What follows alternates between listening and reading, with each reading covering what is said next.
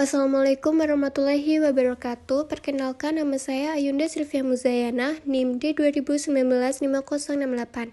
Saya akan menjelaskan tentang perbedaan individu dalam belajar. Sebelumnya, mari kita cari tahu pengertian perbedaan individu secara umum. Baik, perbedaan individu adalah suatu perbedaan yang dimiliki oleh setiap individu baik fisik maupun non-fisik, yang menjadikan seseorang memiliki karakter atau ciri-ciri yang berbeda antara satu dengan yang lainnya. Nah, masalah individu mendapat perhatian yang besar dari kajian psikologi, sehingga dari masalah itu menimbulkan suatu cabang psikologi yang dikenal dengan individual psikologi. Nah, ini atau diferensial psikologi yang memberikan perhatian besar terhadap penelitian tentang perbedaan antar individu. Ini didasarkan atas kenyataan bahwa di dunia ini tidak ada dua orang yang persis antara satu dengan yang lainnya.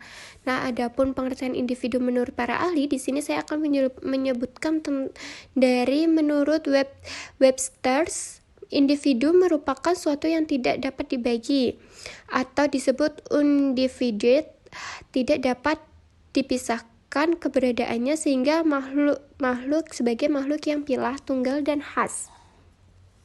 Nah, berdasarkan dari pengertian yang dijelaskan tadi, kita dapat merumuskan bahwa makna perbedaan dalam istilah perbedaan individu menyangkut variasi yang terjadi, baik dengan variasi aspek fisik dan psikologi. Perbedaan-perbedaan ini mempengaruhi perilaku mereka di rumah dan di lingkungan lain, seperti contohnya di sekolah. Nah, gejala ini dapat diamati ketika mereka menjadi lebih atau kurang beberapa daerah dibandingkan dengan yang lain. Nah, di sini juga ada 6 poin aspek-aspek perbedaan individu. Yang pertama, perbedaan kognitif. Yang kedua, perbedaan kecakapan bahasa. Yang ketiga, perbedaan kecakapan motorik. Yang keempat, perbedaan latar belakang. Yang kelima, ada perbedaan bakat. Yang keenam, perbedaan kesiapan belajar. Di sini juga saya akan menjelaskan tentang gaya kognitif. Gaya kognitif adalah cara konsisten seseorang merespon dan menggunakan stimuli dalam lingkungan belajar. Nah, di sini ada jenis gaya kognitif. Yang pertama, field independent versus field dependent, yang mencerminkan suatu cara analisis seseorang dalam menghadapi alam sekitar.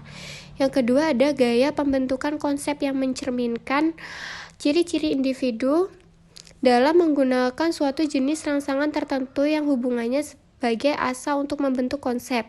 Yang ketiga, keluasan kategori, yang berhubungan dengan kecenderungan seseorang dalam menyusun kategori konsep secara luas atau sempit. Yang keempat, ada living versum. Yang keenam, ada scanning. Nah, di sini juga ada motivasi berprestasi. Motivasi berprestasi itu dapat diartikan sebagai suatu proses psikologi yang mencerminkan interaksi antara sikap, kebutuhan, persepsi, dan keputusan yang terjadi pada diri seorang. Di sini juga ada motivasi berprestasi. Motivasi dapat diartikan sebagai suatu proses psikologi yang mencerminkan interaksi antara sikap, kebutuhan, persepsi, dan keputusan yang terjadi pada diri seseorang. Proses psikologi timbul diakibatkan oleh faktor di dalam diri seorang itu sendiri yang disebut intrinsik dan ekstrinsik. Di sini juga ada gaya belajar. Gaya belajar merupakan suatu aspek yang perlu mendapat perhatian. Gaya belajar merupakan cara termudah yang dimiliki oleh individu dalam menyerap, mengatur, dan mengolah informasi yang diterima. Di sini ada locus of control, kecerdasan emosi, dan kreativitas. Menurut pendapat Rother, tahun 96 menjelaskan bahwa locus of control adalah tingkat sejauh mana seorang mengharapkan bahwa penguatan atau hasil dari perilaku mereka tergantung pada penilaian mereka sendiri atau karakteristik pribadi. Di sini locus of control, kecerdasan emosi, dan kreativitas. Menurut pendapat Rother menjelaskan juga bahwa